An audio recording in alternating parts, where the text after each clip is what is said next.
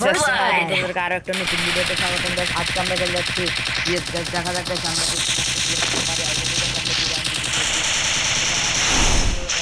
জানি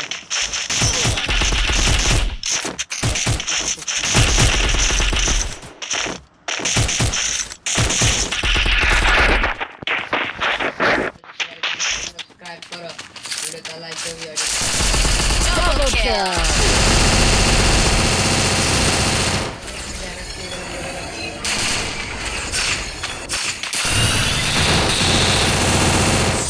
Triple kill! টিমমেটটা জিতে গিয়েছে।